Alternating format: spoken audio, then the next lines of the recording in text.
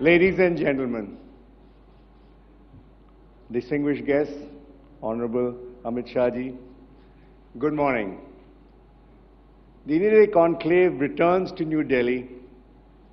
We've been away in Mumbai in the past 2 years. Absence, as they say, makes the heart grow fonder. I hope so, at least. This is the 18th year of the India Today Conclave. A warm welcome to you all. It's great to be back here and to see many familiar faces.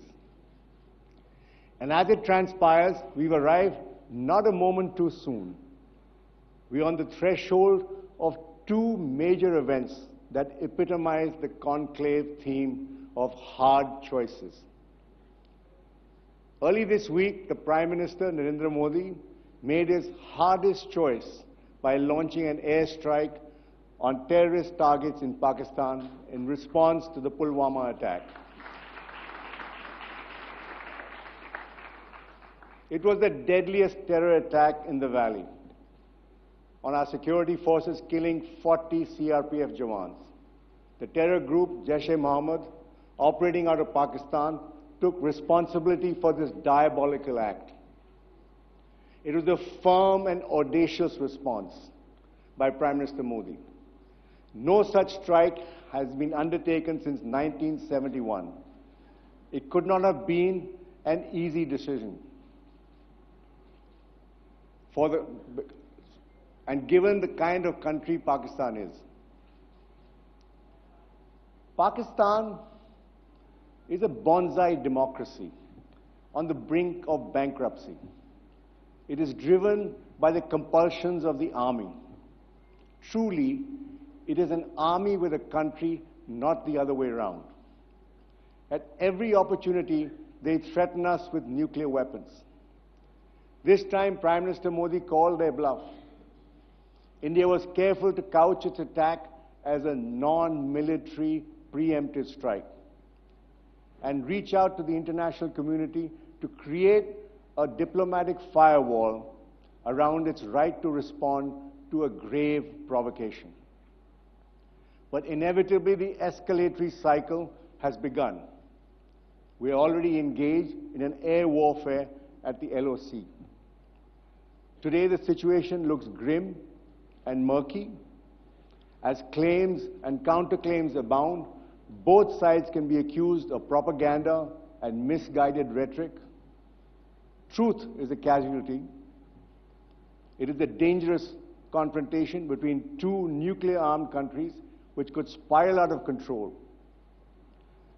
There is a stalemate.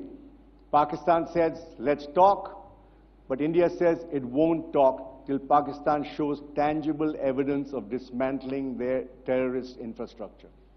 Quite rightly so. I'm afraid, till this stalemate is broken, armed conflict will continue up the escalation ladder. The only silver lining is that Pakistan has agreed to send back our brave heart Wing Commander V. Abhinandan, and he should be home today. Meanwhile, India has handed over a dossier to Pakistan containing evidence of Jaish's involvement in the Pulwama terror attack, apart from details of its camps and top leadership that operates in Pakistan. Pakistan Prime Minister Imran Khan has claimed he would immediately act if India provides actionable intelligence on the Pulwama attack.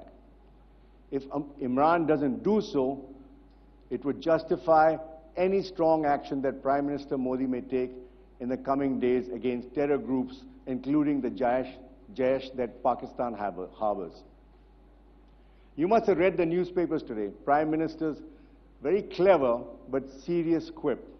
A pilot project is done, now the real one has to be done. It was practiced earlier.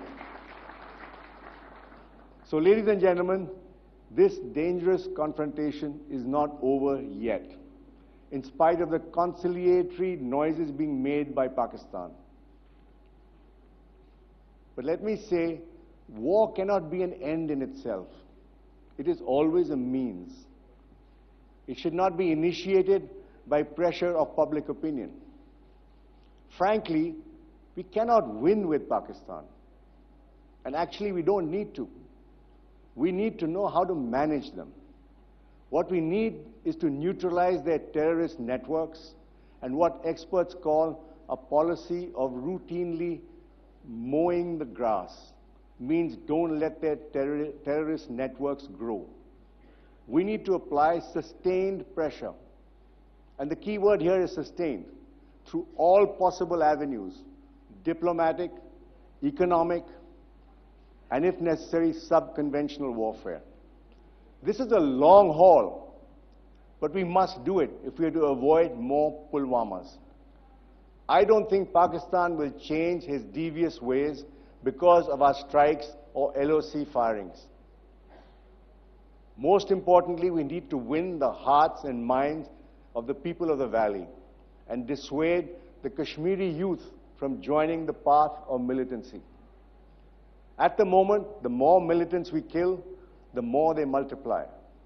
We have to address the root cause of local militancy. The central government has to come up with solutions to achieve this. This would reinforce the dignity of our own democracy. It would provide greater security from our enemies across the border than any amount of chest thumping and muscle flexing can do. What is the route map to do this? Prime Minister Modi is known for his singular ability to think out of the box and act boldly and decisively in times of such crisis. He seems, to my mind, quite determined to get substantial evidence that Pakistan has to eliminate its terrorist networks before he does anything. I look forward to hearing from the Prime Minister's views on this tomorrow. India is confronted with many other hard choices, and I will return to those in a few minutes. But the theme is one that runs through the world. How should countries deal with immigrants and conflict? How much should they roll back globalization that has taken millions out of poverty but impoverished many in their home country? What should be done for the new class of people who are now termed as the precariat, which means people cutting across class and geography, whose employment and income are insecure, whose psychological state is one of chronic anxiety and instability? How is this insecure new class impacting the world? What choices are they forcing on all of us? You'll be hearing from the person who coined this term precariat in this conclave. For many conclaves, we have discussed the new world order. Today, it's different. We are now faced with the new world disorder. Europe is going through its own convulsions. To start with, the United Kingdom is having a nervous breakdown. It is faced with the choice of a hard Brexit, a soft Brexit, a no-deal Brexit. And it has to do it by the end of this month. You'll be hearing in this conclave from one of the major players of the Brexit drama. Regardless of the options chosen, the consequences will be dramatic. It just shows how a confused leadership and bad policy can wreck a country. Now, America, the most powerful country in the world, is ruled by a president who is the king of disorder. He is fighting with Congress, his own intelligence agencies, his staff, and of course, the media. A Twitter-happy president obsessed with a mythical wall is driving America into international isolation. His bromance with President Putin of Russia continues. In spite of that, the Russian president has threatened a strike with his new hypersonic missiles if USA moves its nuclear missiles to Europe, and he continues to add to his nuclear stockpile. The great irony in the world would be if he loses his job because of him. Anyway, you can be sure the Cold War is going to warm up. To add to his contribution to world disorder, President Trump has entered into a bruising trade war with China. What could be worse for international trade? than the world's two largest economies at odds with each other. Meanwhile, China continues its inexorable rise to superpowerdom, both militarily and economically. But with their economy slowing down, this totalitarian state is going to face some hard choices too. We don't know exactly how all this will play out, or how long it will last. But we do know is the fact that all of them will face what is called the prisoner's dilemma in game theory, where the choices of each of the players makes, whether to collaborate or to compete, will determine everyone's fate. India is playing the international game very well. The Modi government has built a strong friendships with Islamic countries like Saudi Arabia, the UAE, and Central Asian republics. This creates a friendly ring around Pakistan and diffuses its Islamic card. The Modi government has also kept its relations with the big powers like America, Russia, and China on an even keel. But while these geopolitical moves play out, soon all the countries in the world will face one giant-sized common transnational enemy, far greater than any we have faced, and that is climate change. This enemy will present every one of us with the hardest choices of all. We're not thinking hard enough about this. You will be hearing about this more in the conclave.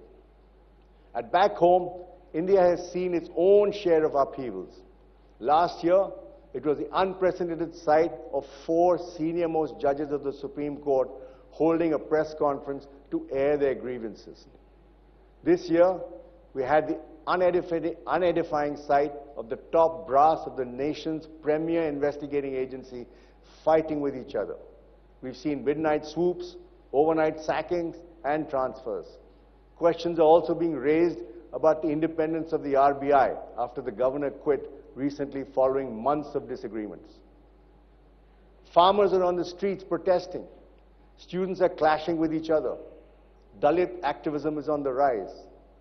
Minorities are feeling disenfranchised. Jobs creation is a matter of dispute. Some large business houses are in a state of meltdown. But to be fair, the economy is growing at a healthy rate. And at least we're getting some fugitives back. At the conclave, we will debate the importance of our institutions. Are they under assault? Or is all this merely Operation Cleanup? When does dissent become sedition? Should such a term even exist in India of 2019? When do critics become anti-national? Who gets to define nationalism in the first place? Is there a north-south divide? How do you encourage wealth creation at the same time reduce inequity? Are we having jobless growth? In the next 2 days, these questions will be answered by experts in their respective fields and people in positions of authority. I would like to take this opportunity to voice my pet grudge against all governments. After all, I only get a chance once a year. I believe nothing will change in India unless a courageous leader actually reforms the stifling Indian bureaucracy and the slothful public sector. Reform it to change their colonial attitude. They are here to serve us and democracy, not the other way around. The delivery of public services in India, especially in the area of health, education, and safety, still remains pathetic. And the enterprising and creative have their energy strangulated by unnecessary rules and regulations. Will this ever be fixed? Now for the big question on everyone's mind. Who's going to win the next general election barely a few months away? These days, this is the question most people ask me. My simple answer is, I don't know. Frankly, I believe nobody really does. It's all up in the air. However, we put together a panel of psephologists who will give you their best take. Also, you have straight after me the most astute politician I have known in my 40 years of being in journalism, BJP President, Mr. Amit Shah. Not only is he a master election strategist, but he's a brilliant organizer. I'm sure he will give you his insights on the forthcoming elections. This is a critical election. A party in power with a full majority after 30 years is seeking re-election. What I do know is that the result of this election will answer some key questions for me. These are not just questions about a government's track record, which every incumbent government faces. These are more fundamental questions. Does a full majority government deliver better development for the country than coalition governments? Does the country want one dominant leader or just a good team? What is the difference between Hindutva and being Hindu? How important is social cohesion for us? Can India afford a partition of hearts? Where does patriotism end and nationalism begin? Can alliances between enemies against a common enemy work? Does the electorate vote differently in state assembly elections versus general elections? Believe it or not, there have been 31 state elections in the past 5 years. How much does truth matter in elections? All parties have been economical with the truth, to put it mildly. Is everything fair in love, war, and elections? What role will social media play in 2019? Can propaganda and fake news trump reality? Today, all parties have upped their social media play. And finally, how will Pulwama affect the elections? To answer these questions, the answer to these questions will shape the future of India. Life is nothing but the choices we make. Who we marry or don't, where we choose to live or what kind of job we take, principles of pragmatism, love or hate, freedom or compliance. We are the sum of the choices we make.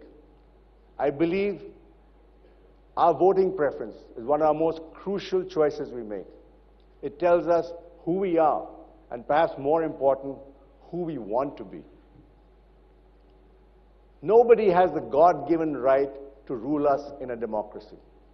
If you look at the last 30 years, parties' vote shares have fluctuated and seats have fluctuated dramatically. Those who were written off have risen from the ashes like phoenixes. This means the hardcore supporters of parties, there are the hardcore supporters of parties, but there are many swing voters who will determine the outcome of an election.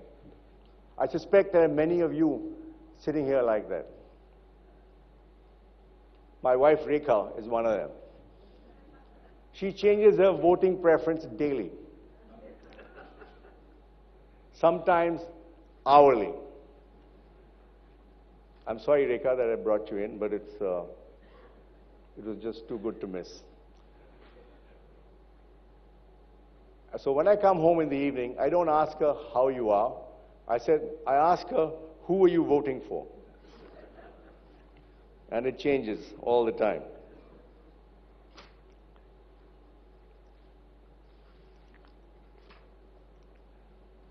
That's why it's not easy to predict the elections in a vast and complex country like India.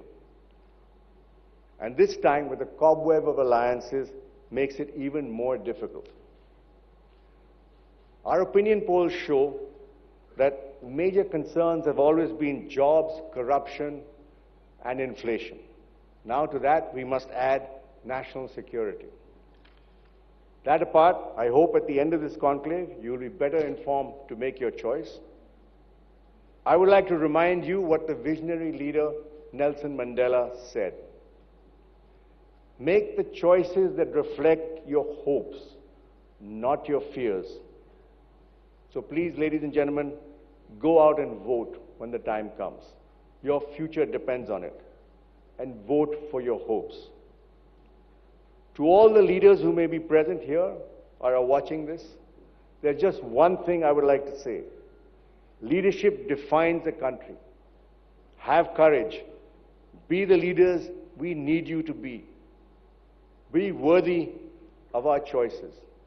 Thank you all for coming, and happy conclaving.